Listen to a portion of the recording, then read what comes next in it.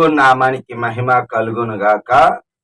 క్రీస్తునందు ప్రేమైన దేవుని బిడ్లారా, ఈ దినము జూన్ 16వ తేదీ లేఖన భాగము అపోస్తుల కార్యం 2వ అధ్యాయము 1 నుండి 13 వచనాలలో 4వ వచనము, అందరూ పరిశుద్ధాత్మతో నిండిన వారికి వాక్శక్తి అనుగ్రహించుకొలది అన్య భాషలతో మాట్లాడేది.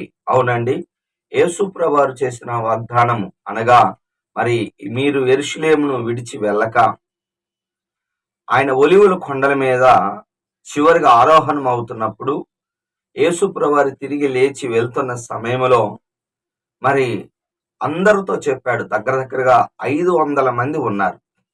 ఈ 500 మందిలో అందరికీ తెలియజేశాడు, మీరు యెరూషలేమును విడిచిపెట్టక తండ్రి యొక్క వాగ్దానం పరిశుద్ధాత్మ బాప్తిసం, పరిశుద్ధాత్మను పొందుకునే మరి వరమును మీరు కనిపెట్టుకోండి అన్నప్పుడు 120 మంది మాత్రమే వారి ఏక మనసుతో ఎడతెగక ప్రార్థన చేస్తూ మరి పెంతెకొస్తు పండగ దినాన అనగా 50వ రోజు యేసు ప్రభువారు తిరిగి లేచిన తర్వాత మరి దాదాపు 40 రోజులు అందరు కనపడ్డాడు.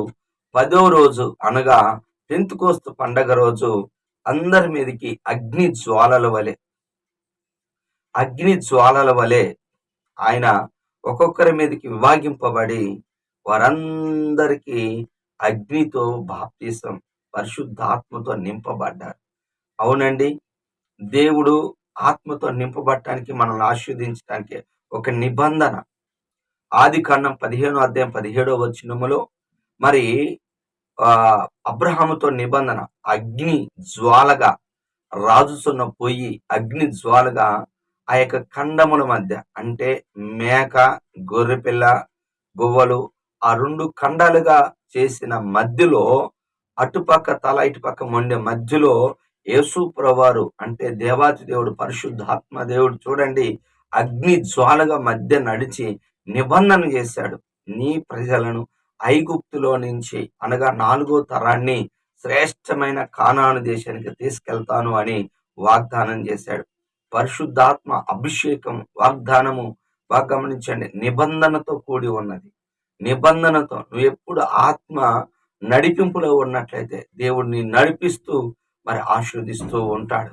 దయచేసి ఆత్మను ప్రతి ఒక్కరూ పొందుకోవాలి. అంత్య దినాలు అందరి మీద ఆత్మను కుమ్మరిస్తానని వాక్యము సెలవిస్తుంది. ఒప్పుకోవాల్సిన పాపాన్ని మనం చూసినట్లయితే 13వ వచనము, వీరు ఆత్మ పొందుకొని అభిషేకాన్ని పొందుకొని భాషలతో మాట్లాడుతుంటే క్రొత్త మద్యము తాగారని అపహాస్యం చేశారు. అపహాస్యం చేసే వాళ్ళు ఉంటారు ఈ లోకంలో. గుర్తుపెట్టుకొని మన ఆత్మ చేత నింపబడినప్పుడు వాళ్ళకి వెర్రితనంగా ఉంటుంది క్రొత్త భాషలు. కానీ వాళ్ళు మాట్లాడింది గమనించండి, వారి భాషలతోనే మాట్లాడారు. అవునండి, అపహాస్యం చేసే వాళ్ళు ఉన్నారు. యాయిరు కుమార్తె చనిపోయినప్పుడు యేసు ప్రభువారు ఆ ఇంటికి వచ్చాడు. మరి ఆ చిన్నది నిద్రించుచున్నది అన్నప్పుడు అందరు అపహాస్యం చేశారు. బాగా గమనించండి.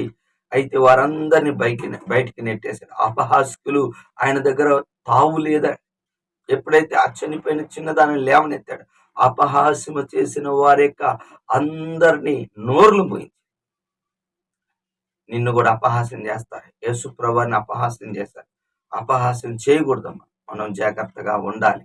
ఒప్పుకోవాల్సిన మరి పాపం ఏంటంటే ఇతరులను మనం అపహాస్యం చేయకూడదు, హేళన చేయకూడదు, గౌరవించేటట్లుగా మనము చేయాలి. చివరిగా ఆజ్ఞ 11వ వచనం, మన భాషలతో దేవుని యొక్క గొప్ప కార్యములను వివరించుట వినుచున్నాము.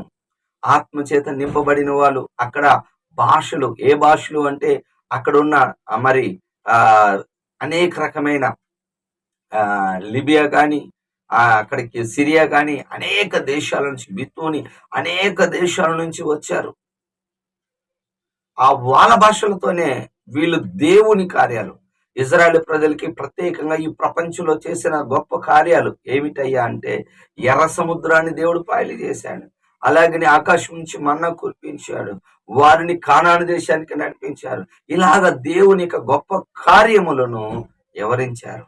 అవునండి, మనం ఆత్మ పొందుకున్న తర్వాత దేవుని మహింపరచాలి, దేవుని గొప్ప కార్యాలు వివరించాలి. అంటే మన సాక్ష్యం చెప్పాలి. సాక్ష్యము అందరం మన జీవితంలో జరిగిన సాక్ష్యాన్ని ఇతరులకి పంచాలి. దేవుని గణనామాన్ని, దేవుని నామాన్ని గొప్ప చేయాలి. దేవుని యొక్క గొప్ప కార్యములను మనము మహిమపరచుదుము గాక.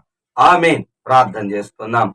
ప్రేమ కలిగిన తండ్రి యేసయ్యా, నీ కొందనాలు, కృతజ్ఞతాస్తుతులు చెల్లిస్తున్నా. దీవించి ఆశీర్వదించండి. ఈ దినము ఆత్మ చేత నింపండి నాయనా. మేము అపహాస్యం చేసే వాళ్ళంగా కాకుండా నీ నామాన్ని ఘనపరిచి గొప్ప కార్యాలను వెల్లడిపరిచే వాళ్ళముగా దయచేయమని, మహిమను తెచ్చుకోమని యేసు నామములో ప్రార్థిస్తున్నాను తండ్రి. ఆమేన్. తండ్రి యొక్క ప్రేమ, కుమారుని యొక్క కృప, పరిశుద్ధాత్మిక దీవెన సదాకాలం మనందరికి తోడుగా ఉండును గాక. ఆమేన్. హల్లెలూయా. దేవుడు మనందరినీ దీవించును గాక. ఆమేన్.